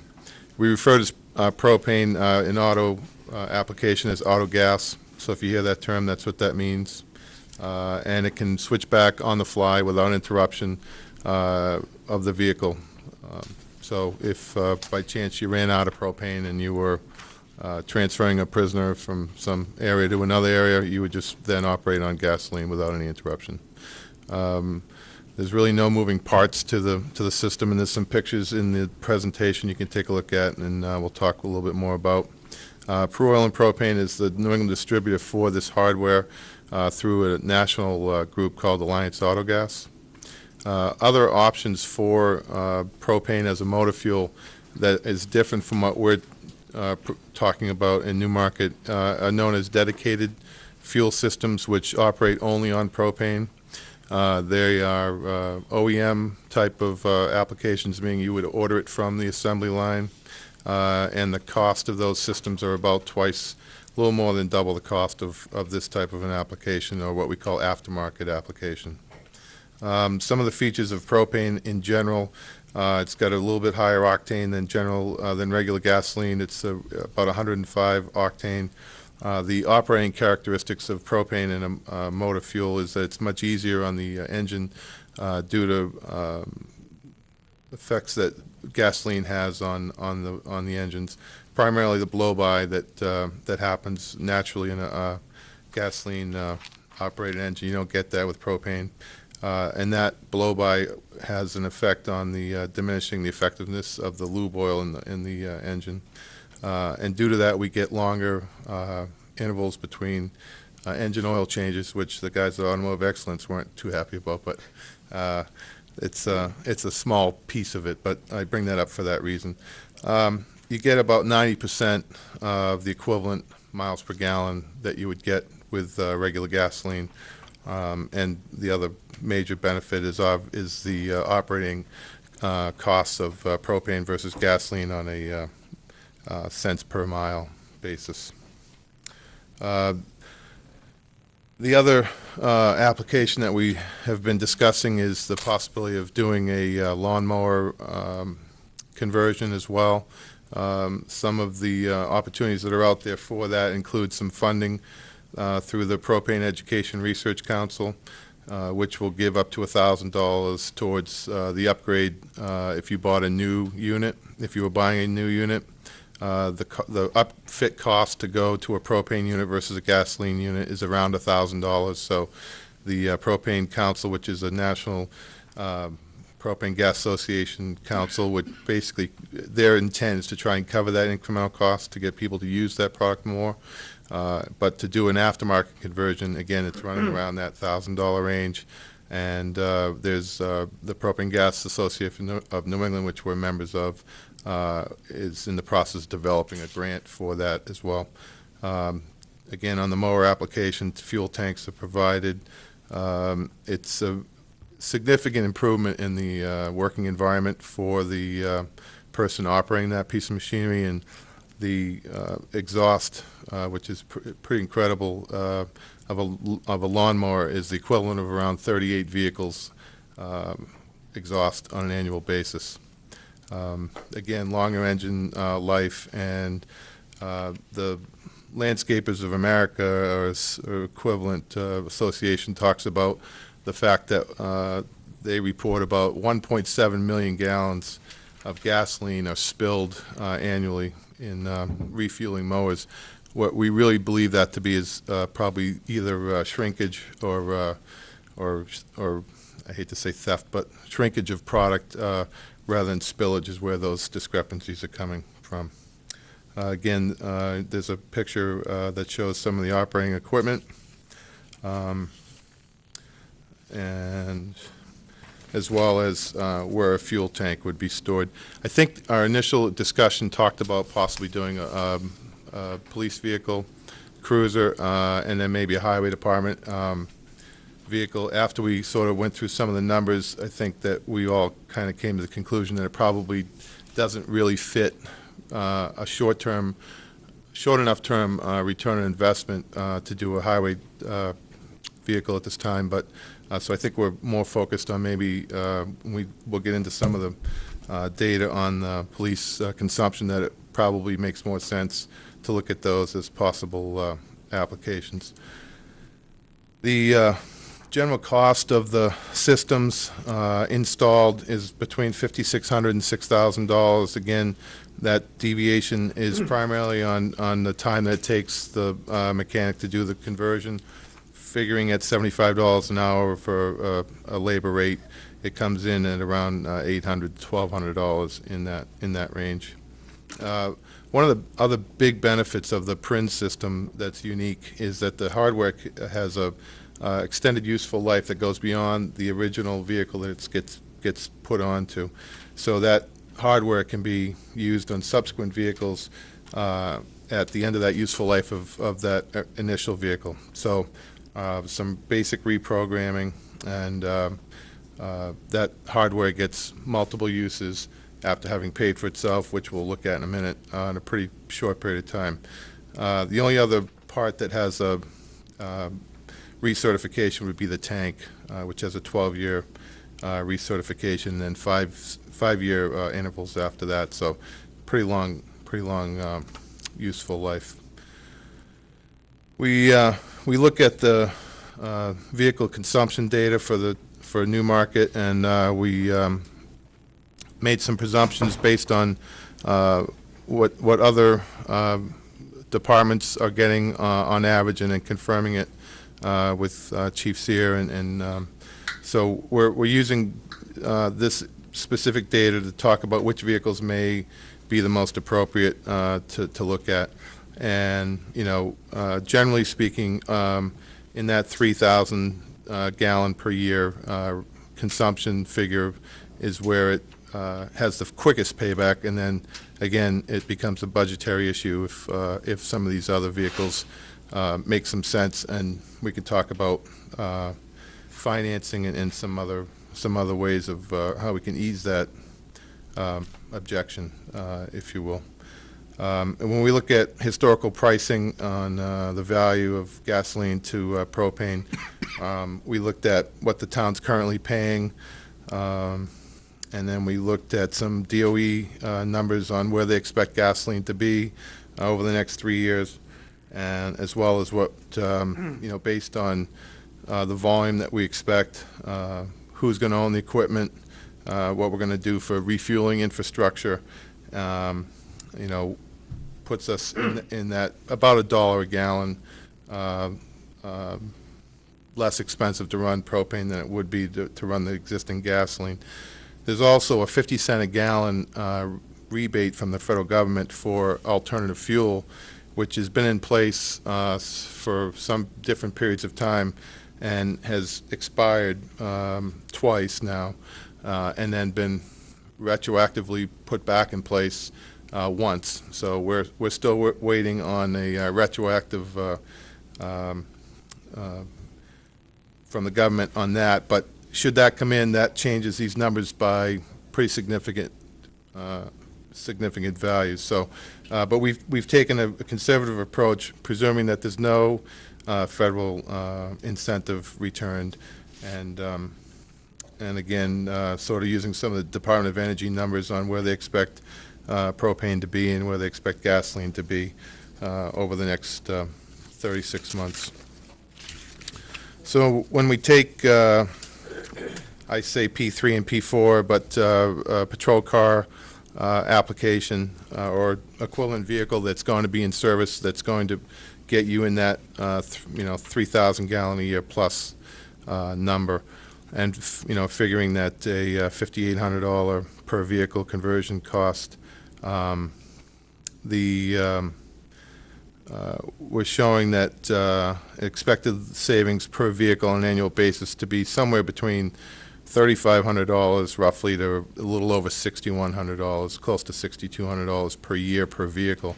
And again, some of that variation has to do with the federal tax incentive, as well as where we have to sort of take a guess at where gasoline is expected to go and where we can expect propane to go. But that gives you an idea, basically, that you could be looking at a break-even point at 10 months, could be 18 months. That's including the labor for the installation. And then again, that last item talks about a 3-year, 3 total vehicle deployment. So basically, you'd be looking at at the end of 3 years, if you're trading them in 100,000 miles, that vehicle is going to that hardware is going to get moved to the next and to the next. And on a 3 deployment schedule, we expect that somewhere in that $48,000 value, again, all things being equal, and using historical data as our guide, that we're fairly confident that can be, those are the kind of numbers that we can see. One of the other questions that came up, among others, is what do we do about refueling, and where do we go for that, and how do we approach that? And there's been a couple of different ideas that have been brought up. One is to utilize the infrastructure that we already have at our facility here, put in some type of a card system, but it would be 24-hour access, and have the vehicles go over to 1 Simons Lane for refueling. Again, using some industry and what we already have in place at other facilities for some of our own use, but Petrovend is sort of is a brand name. We can track fuel, we can track vehicles, we can track time, we can give access, over the internet to that information, and help to sort of track some of the fuel costs and where it's going. And as far as the refueling, generally it's running about 8 to 9 gallons a minute, which is similar to what you're going to have for pump speed at a gas station. and I'll wait to see if there's any other questions on other products. But to give you an example, before I move on, compressed natural gas, which is natural gas as a auto fuel, that fueling system that we can do with propane is going to be somewhere in the $25,000 range to set up a system with a tank and a pump and a card system. Similar compressed gas system would cost somewhere in the $500,000 and up. So that's one of the drawbacks of the CNG in general. The other problem is the refueling speed on CNG is in the 8-hour range, where this is in the 3-minute range. So again, depending on the application where it might fit better, sort of the reasons why propane makes more sense for what we're talking about here. How are we going to pay for it, which is always the fun part. We can show rolling savings, operational savings over some period of time that could be used to fund the investment. There are municipal-based programs that deal specifically with municipalities for leasing. Again, depending on your constraints on budgets. The other is that we can finance it internally through our own company.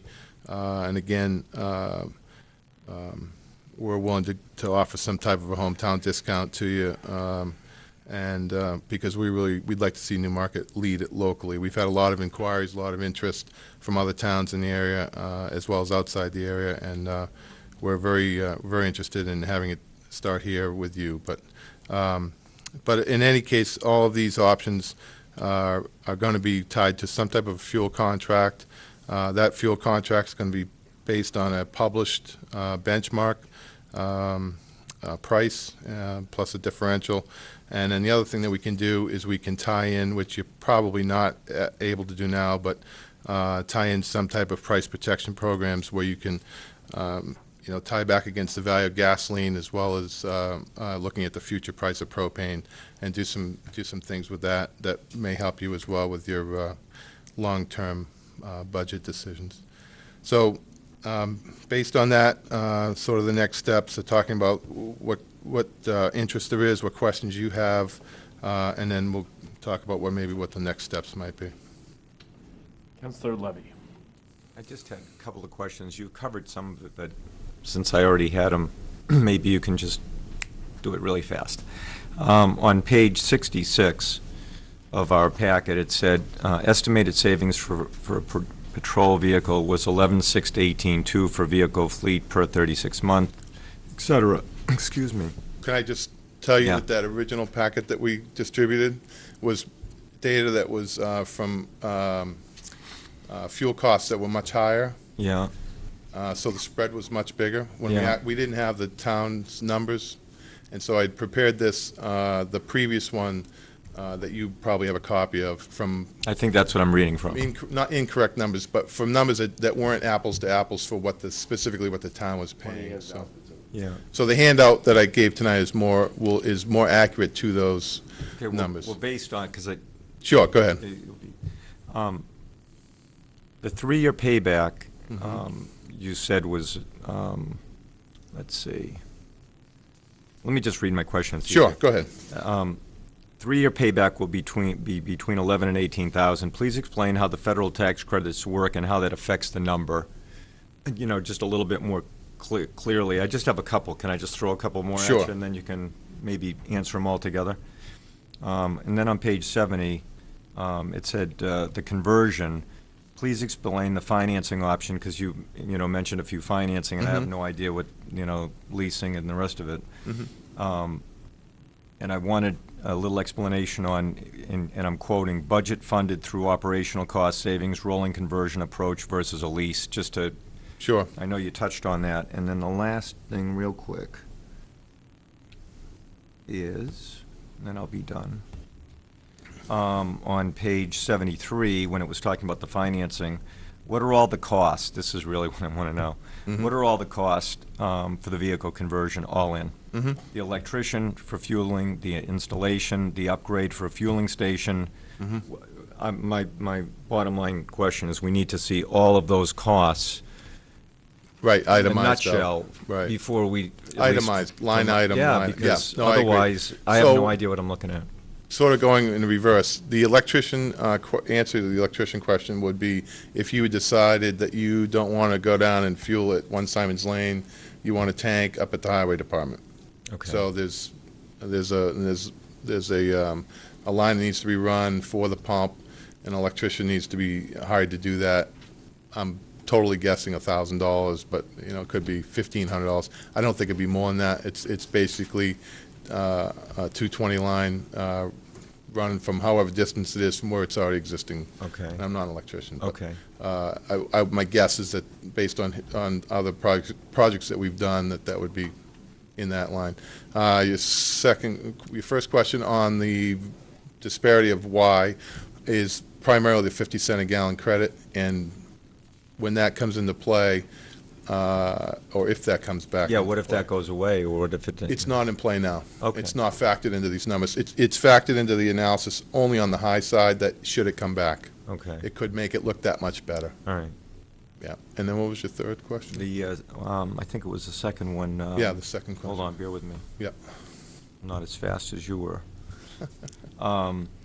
The operational costs, in other Yeah, words, so my- what was all that about? Yeah, so what I guess I was thinking is, I don't know. What's a rolling conversion, I'm sorry, versus a Yeah, lease? so let's say you're saving $400 a month, right? So internally, you can justify that you spend the $5,800, okay? And let's say you're going to put 3,000 miles a month on that vehicle, and you know you're going to get 8 miles a gallon. And so my thought was, I don't know how you guys justify purchases or otherwise, but can you somehow justify that investment with the fact that you know that you're going to get, you know that your miles and your gallons are going to be X, and you know your savings are going to be realized on a very short-term basis? I probably spoke your language, and it's not speaking your language, but that was my thought, is whether internally you can say, yeah, we can justify the expense because we know we're going to have an operational savings based on historical data that we know is going to high probability that we're going to put these number of miles on at this miles per gallon. And that was versus a lease? Yeah, versus a lease, which would be, I don't know if that's a 3-year lease or 5-year lease, or what the terms of those what the lease would be. It's just that it's available, and if it's an angle or a direction that you guys want to take, we can go deeper into it, as well as what we would do if we just did it internally. Thank you. Councilor Wright.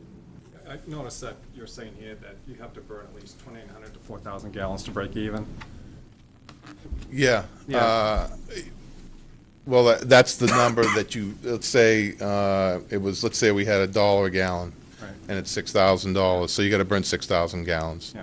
to break even. So whenever that happens. So if it's the highway, if it's Rick's truck and he's only putting 8,000 miles a year on his vehicle, that payback is going to be Yeah. pretty long. Yeah, just because I noticed you have other patrol cars, I guess, what is it? P3 and P4. Yeah. It's 3,000, so, I mean, I took those just as sort of an arbitrary number. Pick whichever vehicle number fits the profile. It could be the brand-new one that's coming we talked about, that maybe makes the most sense to do that first, because that's going to be on the front line. It's going to be doing the most miles. It's, all right. so. I guess one of the questions I have, some of these people, they come into these buildings and they change all the lights out. Mhm. And they say you're going to save so much money every year. Right. And everyone looks at the figure and they say, great. What usually happens, no one ever tracks that. Right. That's the big thing, is tracking. Right. So, everyone's excited the first year. So how do you go, whose responsibility to do that? I mean, you know what I'm saying? Yeah, I It's do. to- I do, yeah. Yeah. So You have a I- system where the card goes in and, Yeah, I think it's very easy, because we'll know the gallons actually we'll know on every month. We would know every month by vehicle. Yeah. What we saved that month versus what the gasoline price would be, because you're still going to be using gasoline for other applications. So you're going to have a contract, you're going to have your fuel pricing, so we'll be able to compare that every month and compare what we saved and sort of do that as a rolling savings against that investment. All right. And a 1,000-gallon tank, where is that now? At one time's Lane, our office in Newmarket. Okay, so, okay. Again, what we talked about was, what's your preference? Do you want to come down there? That's fine. Do you want us to put one in for you at the highway garage? That's fine. Those are sort of basically the two options. Now, the one, if you would put it down at the highway department, what's the cost for that? We would own it. We would just put it in. Okay. Yeah, we would continue to own yeah. All right, thank you. Councilor Branch. Jim, thank you for coming in. Yep. What does this do to warranties on vehicles?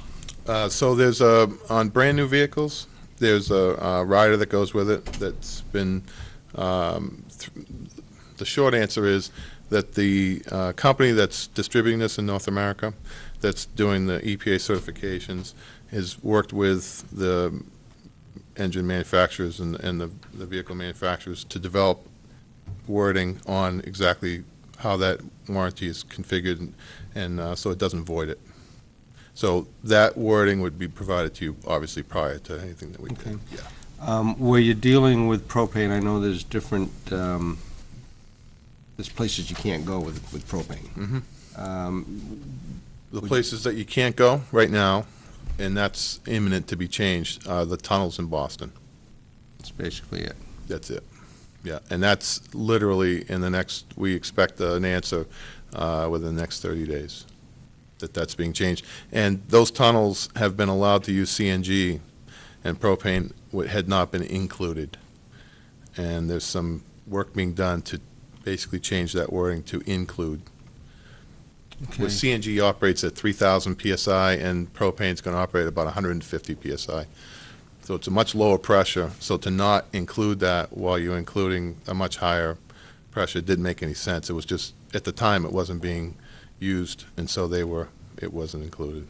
Are there any downsides to having this on a vehicle and having a mechanic such as Auto Excellence or whoever work on a vehicle? I mean, does this cause any additional steps in vehicle maintenance, repairs, or anything like that? Right. So what Auto Excellence would do is they would become a certified conversion center, which would give them the training and the support to go and do the installations of the conversions, as well as the maintenance of any parts of the system that are needing any work on it. So they would be the certified conversion center. Are there warranties on the equipment itself? Yes.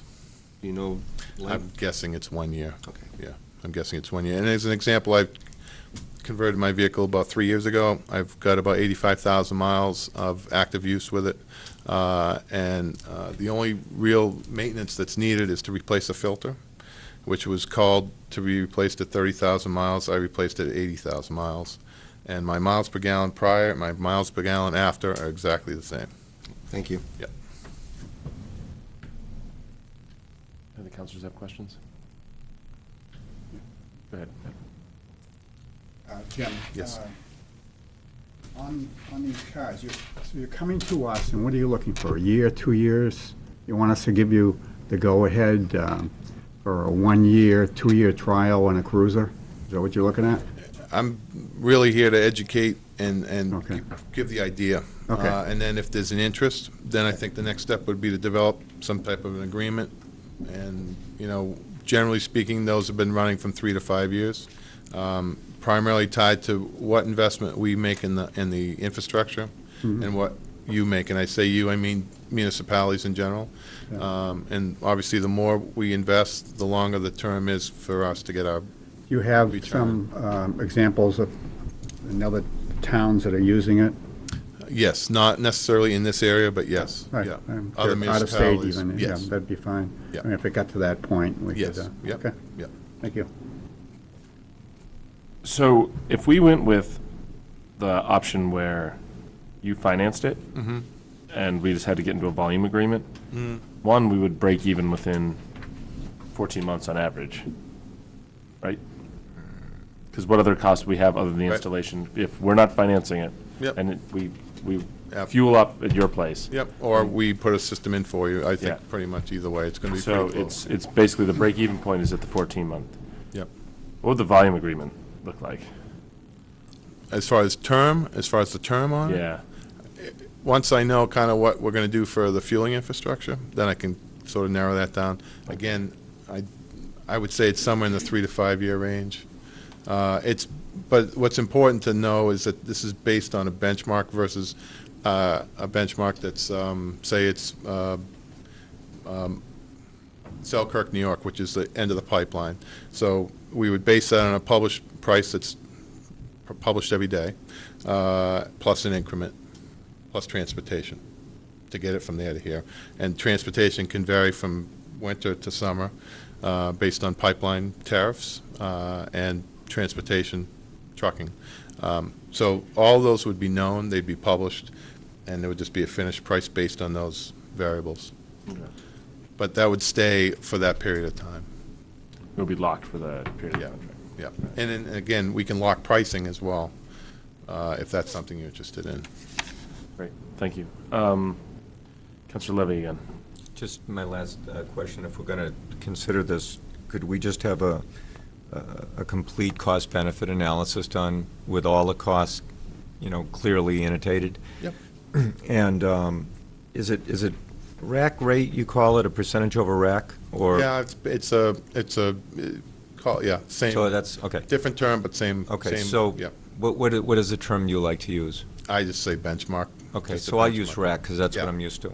Yep. So if we did go down this road, Mhm. what I would probably want to suggest to the town is to get a certain percentage markup over rack rate. Mhm. So we were locked in, so because once, if we sign on with Prue or whomever, Mhm. not that you wouldn't give us a competitive price, but we Yeah, should I know have. that. Yeah, it we would be a should know cents what per that- gallon. Yeah, whether it's, whatever the percentage margin is, we should have that annotated on a document so we know. Yeah, it would But be. it's- I'm sure you would absolutely. be competitive. No, but that's how it's done, too. Okay. Yeah, absolutely. yeah. Good. Yeah. Thank you. Yeah. Councilor Branch. Yeah, what I'd like to say is I would really like to discuss this at our next meeting.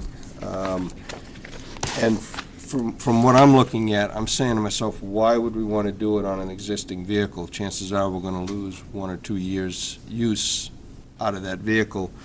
If we did it on a new vehicle, they come to us, CIP, it's fixed into the cost of the vehicle, so we own it the minute we take it. We have it built into the cost of the vehicle. So, those are things that I'd like to know, and I'd also like to get a better understanding of the mileage, because, looking at the chart, I assume that those are somewhat accurate miles that these patrol cars have used. I guess I'd like to see why there's such a, I'm sure one of them is a spare vehicle, so to speak, and doesn't get a lot of usage, but I'd like to get an understanding as to how you're able to utilize a higher mileage vehicle as opposed to a lower mile. And I guess maybe I want to say it's miles per year, not necessarily aggregate miles on the vehicle. That'd be one thing I just want to make sure I was clear, that it's really on the operation, whether it's got 0 miles on the odometer or 100,000 miles on the odometer. To your point about when does it make sense to put one of these things on? One of the I've looked at, and I believe it's somewhere in the 75,000 miles. Anything more than that, it depends on how long you're going to keep it for. If you're going to, the vehicles that are in service now are getting longer useful life by using the fuel. So what maybe used to be 100,000 might be 125,000, might be 150,000. Now the rest of the components may or may not hold up on the vehicle, so I can't really speak to exactly what your strategies are. Right. But longer term, it would tend to move towards a longer lifespan on that vehicle. Because the hardware can be reused, the initial investment on whether it's got 40,000 or 60,000, I say 75 up to 75, it still makes some sense economically, because you're going to get it, you're going to put it on, you're going to use it for that 50 or 60,000. You're basically going to be pretty close to break even. You should be pretty close to break even by the end of that useful life if you started it even at 75,000. Some of the vehicles that are 100,000 miles already, unless you're planning on keeping it for 50 or 60,000 more miles, I probably would say no, that wouldn't be where you'd want to put one. So, for the next meeting, can we get the cost-benefit analysis that was requested? And, yeah. Other towns that are using it. And yes, right, Councilor Carmichael wanted other towns that are using it. And let's put on discussion, determine from there what course of action we want to take. Sounds great. Thank you. Thank you. Thank you, Mr. Crew, very much. Next item on the agenda, Jim Hayes review agreement for open space funds. Yes, yes, go ahead. We are interactive today. Larry Pickering, I'm one of the committee members. Actually, there's three things I'd like to say. First, we missed one of the members of the Tactic Committee, Nicole Benson. She's in the back row. She's also a part of this, and we want to thank her for volunteering her services. The other thing is these units that Jim's talking about are transferable from one unit to another, and that's really an added bonus to consider. And the other thing I wanted to bring out, so Chief Sear and Rick Molaski will be able to sleep tonight. The committee in no way is advocating you folks considering taking money out of their budgets. I personally have never been one for coming in after a budget cycle has happened and try to throw something out to find money to take it out of existing budgets. It's not fair, and we're not advocating that at all, so I just want you to understand that. Thank you. Thank you very much, Mr. Pickering. And thank you both for your work on the efficiencies. Is Jim Hayes here? Say again? Is Jim Hayes? Oh, that's the, Jim Hayes, review of, Yeah, Jim's- is Jim not present? No, but I can speak to the agreement. Yes, go ahead. From the, I believe it was the last council meeting, the council wished to have some kind of a document to review as it related to the land purchase for which the town is going to provide $380,000 in open space funding for a new school location. After Superintendent Hayes, myself, his legal counsel, and Justin Richardson, we all got together and had a discussion, came up with a document that you have on your computers. Basically, the amount of money that the town is going to be contributing is 28.37% of the total amount of dollars for the land purchase. What we did is, using that as a point of reference, if the school was not to be built, and the school district at some point in time decided that they were going to dispose of the property, they would notify the town of Newmarket, the council itself, and indicate that they were doing so and how the council wished to proceed. If the council wanted to create open space, they would be allotted 28.37% of the land. They could designate which portion they want. Currently, the land abuts parkland that the town has over by Riverbend, or the town, depending on what the sale price was going to be, or potentially could be, the town could opt for 28.37% of the value that they receive from the sale of the property. Those were the two pieces that we came up with. We also wanted to put some kind of a time frame in conversation with Attorney Richardson, so that it wasn't so much open-ended that when the school district was going to construct a piece of property, was going to construct a school, this agreement would become null and void. It was, while it's not part of the piece of the document you have on your computers, Attorney Richardson wanted to have some kind of a section in here as it related to the sale, lease, or use of the properties, and I think it'd be best if I sort of turned it over to him to talk about it, because some of the discussion centered around, well, what if the school district decided they wanted to lease the property to other entities that may not be a public purpose? How would that be handled? And I think it'd be best if the council's approval to have Attorney Richardson speak to that. Round two. What do you got? Yeah, this one of the reasons. Thank you, Mr. Chairman. Justin Richardson again. What the agreement I understand you have in front of you is pretty close to what I think would be adequate to protect the town's interests.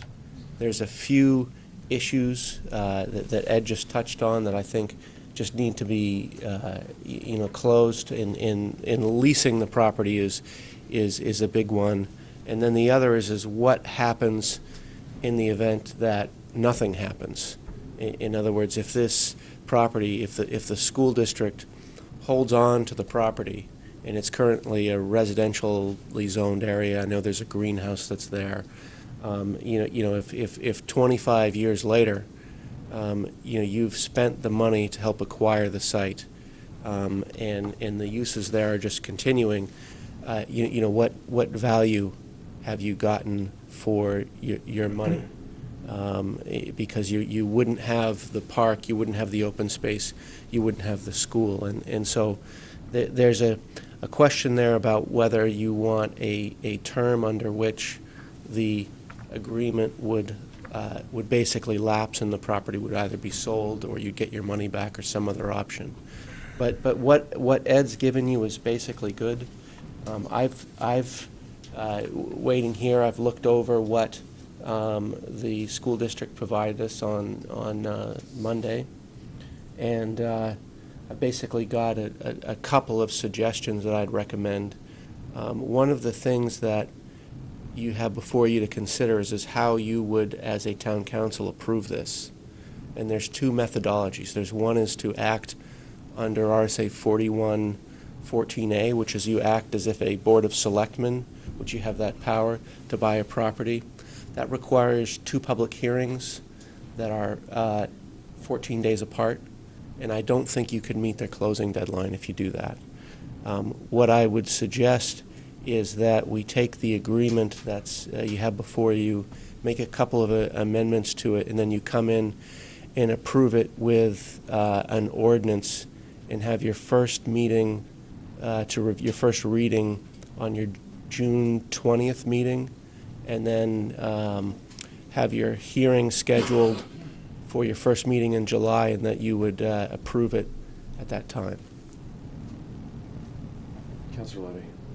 So, just so I understand, on page 78 of our packet, under C, I just want to make sure I understand what you're suggesting here.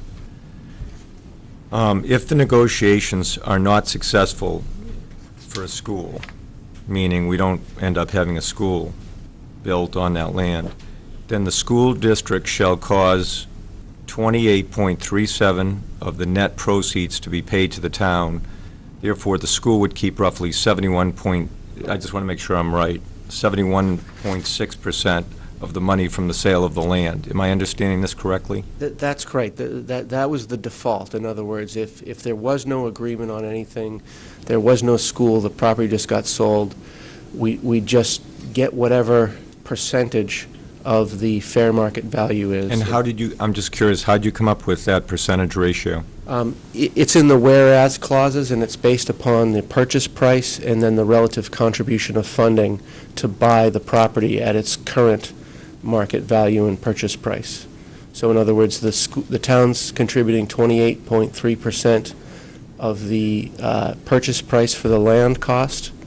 The property would then be sold for whatever the value is in the future. Let's say that happens in 10 years. People decide they don't want the school property, they just want to get the money back. And so you'd get that same percentage back. Okay. Can I just follow up with me? I mean, I can appreciate the way you did it, and obviously I didn't vote for it, so I guess my question is, if there isn't a school ultimately voted on, to build, is there anything preventing, since this was supposedly for open space money, et cetera, and the town, the council voted to put it to a town vote, the town voted to support that. If it doesn't become a school, is there anything precluding the money from all of the money being returned to the open space? Other than a negotiation, not, the other party not wanting to negotiate that way, but is there anything that really prevents that money from not being returned to the open space fund? What the town council would do with the funds in the future would really be subject to a town council vote, I would assume. I'm talking about, instead of this ratio, I think at the last time the council discussed that, they were concerned, at least the way I heard it, maybe I misunderstood, but there were questions about what happens if a school doesn't get built. Right. And so, I guess my question is, if it doesn't happen for whatever reason, is there anything that would preclude all of the money, the 380,000, from going? That's, the 28% is the 380,000. Right. Yeah, the total purchase price is higher, and I think it's in the whereas clauses, if you look on page. Page 78 of the Yeah, I don't have your package, first but. whereas at the top of that page. Yeah, except if, what I'm getting at is if it doesn't sell for the same amount, what I'm trying to get at is, in other words, in other words, maybe I'm nuts, but I'm trying to tie it to the dollar amount instead of a percentage. That was a. Just asking the question. That was a strategic decision in kind of my thinking, as well as in the attorney for the school districts, because we don't know when that's going to happen, and we don't know what the appreciation in market will be. Or lack thereof. Or lack thereof. And so all we can really say is that we know what our share of the puzzle or pie is today, and so whenever it gets sold, it'll get it'll get bigger or smaller depending on what the market does. Okay. And if you're looking at a horizon of 10 years, I mean, that's really, I think, the only way to do it. I mean, if I were cynical and I were in the school district's shoes, and not that I would ever consider this ethical or do this, I'd say, well, fine, we'll just hold on to it until the market goes up, and then we'll sell it, and we'll only return you the nominal dollars of what you contributed. So your share of the total value would be going down. If we just peg it to the percentage share of the property, that's as fair a system, I think, as I can think of. Okay, just thought I'd ask. Councilor Branch. Justin, I'm just a little concerned about the timing on this. Using the procedure that you mentioned, it would require public hearing and other things. And I guess my original thought was that we would have a public hearing on utilizing the open space bond fund, the money that's left over. We would do that on like June 20th, which is our next meeting. And after we did that, that's all that needed to be done. As far as the agreement between the town and the school, I mean, that's something that this body can do without a public hearing, or is there a public hearing needed for that also? I don't think that you can buy land without a public hearing. We're not buying it, though. Okay. You're contributing to the purchase price of land. And so I think that's, I mean, I'm looking for, statutory authority to do that. And I suppose if you're just, I think that would be actually acceptable when I think about it. You're using a capital reserve fund for the purpose for which it's intended. And as long as you're not taking title to the land, that might be acceptable. But I would caution you that, we're preparing an agreement that's going to be recorded, and it's going to be like an interest in land. So I would try to wrap the approval of this agreement into that type of a purchase. And I think you have the time to do that, because your charter prohibits you from, it requires a public hearing, requires notice for that, and that's 5 days. And it prohibits you from doing all 3 readings in the same meeting. So you'd have to schedule your public hearing for the 20th, push your final vote for approval out until, I think it's July 5th is your next meeting. It'd have to be the 11th. Okay, the 11th. I don't, are we sure that date works? The 11th? Yeah, It would have to work. I thought that we were looking at a situation to try to close this out by June 30. Yes.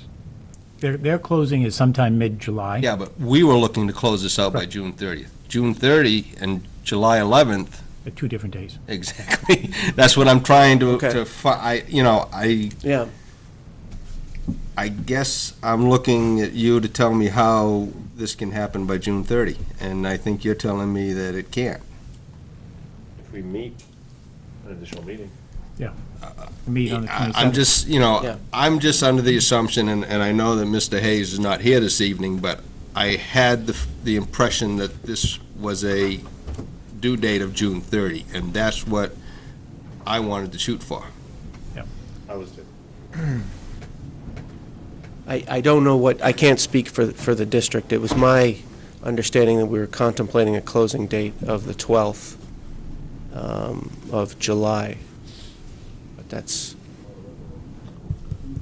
Is that it, Councilor Branch? I'm all set, thank you. Isn't the vote? Hold on, I understand. Vote on this already, whether- I totally agree. Totally agree. Go ahead, Councilor. I may be in the minority here. When we started talking about this, there was the question brought up, what happened if we transferred the land to the school and the school didn't use it? And I think our intent was to document somehow for future councils and future school boards what the intent would be if it was not used by the school. And what we've done is we've created a month's worth of work. We've got the school lawyer, we've got the town lawyer, we're spending thousands of dollars.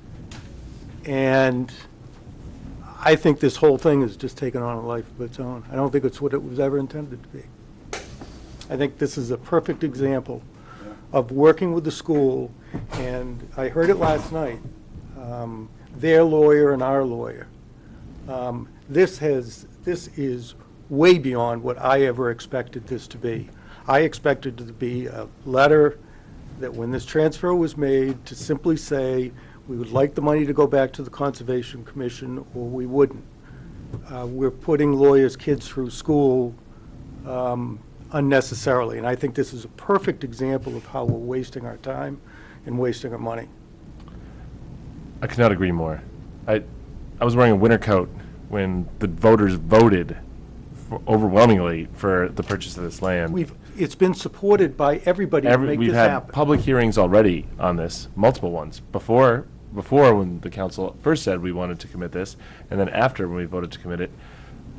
I don't understand why, and I'm a lawyer, but I don't, it's really starting to feel like we're just dragging our feet on this one. And I'm sure the voters are getting sick of it, and I'm kind of getting tired of having to have the same conversation 8 times. If I were the school, I would be saying, we know what your intent is. Yeah. We're trying to make this happen. Why are we putting ourselves through this? I think this is lunacy. Vice Chair Bentley. Go ahead. I just want to say, I'm not privy to all the meetings that have happened at this, and this agreement, I've tried to turn it around fairly quickly, and it's just meant to be, you need a document that's going to protect what will happen in the future, 10 years from now when all of us are gone, in the event the school isn't built. And this is meant to be a pretty straightforward agreement to do that. I can't speak for the school district, but I know the town hasn't paid a lot or incurred a lot of costs on my part I don't think the related to agreement's the this. issue. I think it's the month-long set of 2 more public hearings, set of everything else on top of this. It's bureaucracy at its worst. Vice Chair Bentley. Yeah, I don't know what the answer is to that, but just again, I'm the one who made the motion that night to purchase the land, and we listened to the will of the people. We always say the will of the people. The will of the people got a hold of a lot of us and said, what if? And the example I sat here and said, one of the townspeople said to me, so what if the school doesn't go and the school decides we want 12 tennis courts, or we want 1 shuffleboard there, and that's not what the town wants. We own a third of that land, and they decide they're gonna put a flower garden there, they decide they're gonna put a tennis court there, and that's where this all came from. I agree, it sounds like it's getting a longer process, but we can't say we listen to the will of the people on the vote, and then the ones that have called and emailed and said, what about if A or B happens? We can't only listen to them when we wanna listen to them, we have to listen to them all the time. Whether we're talking about a water line or whatever what we're talking about. That's where it came from. That was the exact example, and I brought up at one of the meetings here, that someone said, so the school can decide, okay, the school vote went down, they own the land, they're gonna put a shuffleboard there. What if I don't want a shuffleboard? And I said, oh, good. And then more people asked, and more people sent emails in, and I don't know why the process to take so long. The vote, like I said, the voters approved it, the council approved it so it could go to the voters, and That's it. Councilor Branch. Can we attempt to have the public hearing on the 20th, and then, if needed, have a backup meeting on the 27th to get this done by the 30th? Yep. We're not gonna have a July 4th meeting anyway, right? That's why it won't be until the 11th. It won't be until the 11th. And so I would really like to see this done for the end of the fiscal year. Yeah, if it's gonna take 2 public hearings, yes. And Justin, if you can find out if we can get that done in that The timeframe. fact that it does seems inane to me. I can look at that, and I'd overlooked the fact that you're already holding a public hearing on the bond spending, so I was thinking we would need to get ready to schedule that. So I think we might be able to combine those and do it with one. Thank you. Councilor Levy. Just so for clarification, the last time we discussed this, my sense was we were going to vote for it. And then questions came up with respect to what happens if, okay? So if the will of the council is to do this, why don't we just vote for it? Or not? Because we need a public hearing. You have to have a public hearing. Well, he's saying that for us to purchase land, that this is tantamount to us purchasing land. No, wait to a transfer, minute. to take the money, we need to have a public hearing. We're allocating funds out of the open space. Right. We've already had that But public we hearing. already That has did been done. that. We That is- we've did- had we the already did allocating that, out of didn't public- we? We've done that. We haven't had a public hearing on it. Wait a minute. Hold on a minute, we had that like 3 meetings ago. No, we did not. No, You we sure? discussed it. So when Dr. Hayes came in, that wasn't a public hearing? No. No. The Okay. Public hearing needs to be noticed.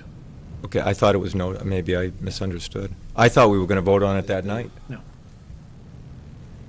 Okay. So, yes, we could meet the time frame of getting it into the newspaper and the posting for the council to hold a public hearing to allocate money out of the open space bond and for the school's use to purchase land. If we can do it all on the 20th, great. If not, we've got the 27th as a backup. Yep.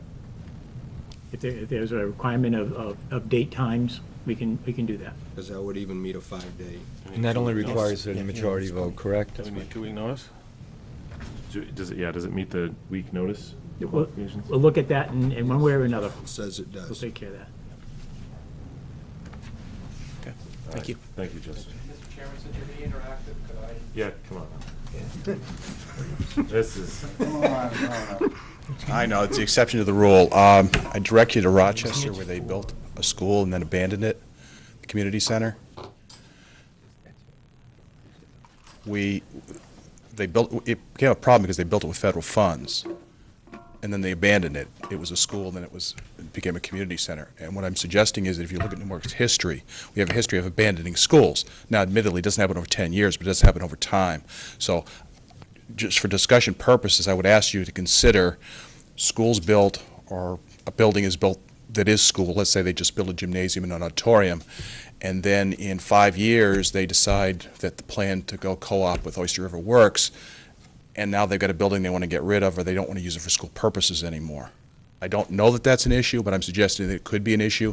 We have abandoned schools. I mean, the senior housing on the top of the hill is a school. We're sitting in what used to be a school. The Rochester Community Center used to be a school. So if you're talking about the will of the people and, how does the town get its money back or its use back X years down the road, I would just suggest that you consider abandonment of some sort. thank you. For what it's worth, this is like the world's most expensive prenup for a community, as far as I'm concerned. It's really what we're signing right now, and we're supposed to be a single community, and it's like we don't trust the other side, and it's somewhat sad.